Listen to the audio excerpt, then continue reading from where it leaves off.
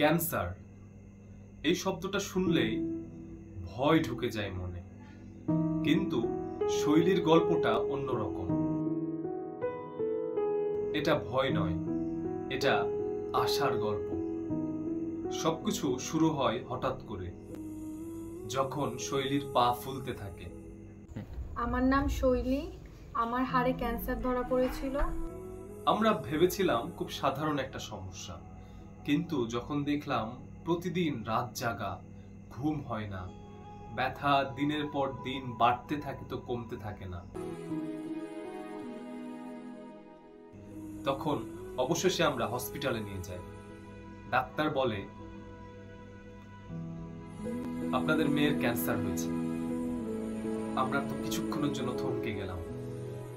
আমার পা ফুলে গেছিল, আমার হাঁটতে সমস্যা হতো, আমার পায়ে ব্যথাও ছিল, তবে আমার পরিবার আমাকে কখনো একা ছেড়ে দেয়নি। এত বড় রোগ, ডাক্তার এমন ভাবে বললো যেন এটাই শেষ স্টেজ, লাস্ট স্টেজ।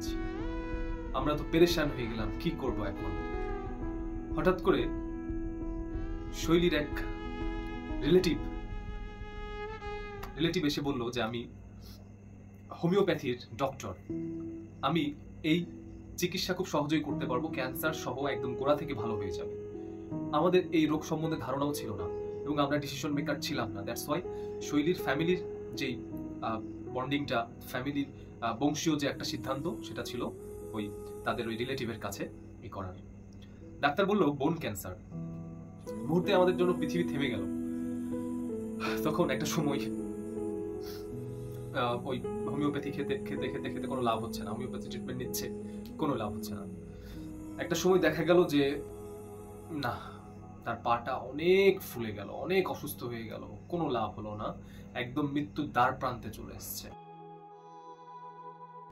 তবুও এমন একটা ডক্টর, তিনি ছাড়ছেই না সহজে, ইভেন একটা ইনজেকশন পুশও করতে পারে না।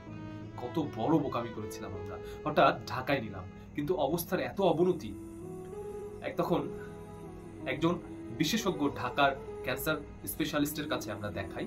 ঢাকায় ডাক্তার দেখাতে গিয়ে ডাক্তার আমাকে নিতে চাচ্ছিল না, কারণ আমার অবস্থা খুবই খারাপ হয়ে গেছিল। তারপর উনি কেমন যেন আল্লাহ তাআলা আমাদেরকে প্রত্যেকটা মুহূর্তে হেল্প করছিল। 20-22-25 ব্যাগের মতো মনে হয় রক্তই লেগেছিল। আমরা কিভাবে সকলেই চেষ্টা করে আল্লাহর রহমতে আমরা ব্লাড ম্যানেজ করেছিলাম, আমরা অনেক দৌড়াদৌড়ি করেছিলাম। তবুও আমি ভাবতাম না, আমি হারবো না। যখন সব পথ বন্ধ হয়ে যাচ্ছিল, তখন আমরা দেখলাম আল্লাহর রহমত, ধীরে ধীরে শৈলী সেরে উঠছে। প্রতিটি রিপোর্টে আসছিল সুসংবাদ। 1 বছর 1.5 বছর যেতে না যেতেই তার কেমোথেরাপিটা খুব সুন্দরভাবে স্যুট করছিল এবং আস্তে আস্তে সুস্থ হয়ে উঠছিল, আলহামদুলিল্লাহ।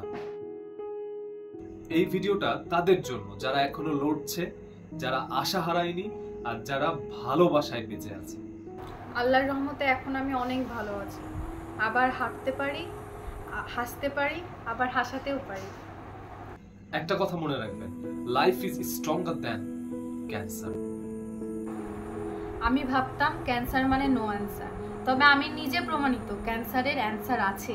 আল্লাহ চাইলে সব সম্ভব। আমি এখন আল্লাহর রহমতে অনেক ভালো আছি, সুস্থ আছি, হাসি খেলি, অনেক ভালো আছি। আমরা কখনো হাল ছাড়িনি। শৈলীর এই বিষয়টা নিয়ে আমরা অনেক আশা নিয়ে ঢাকায় গেছিলাম এবং আমাদের অনেক আল্লাহ সহায় হয়েছে বলে আমরা অনেকটা পথ যেতে পেরেছি। ওর হাসি আমাদের শক্তি, আল্লাহর রহমতেই আজ শৈলী আমাদের মাঝে। সকলেই আমার জন্য দোয়া করবেন, আমি যেন সুস্থ থাকি, আর আমিও আপনাদের জন্য দোয়া করি, আপনারাও যেন ভালো থাকেন।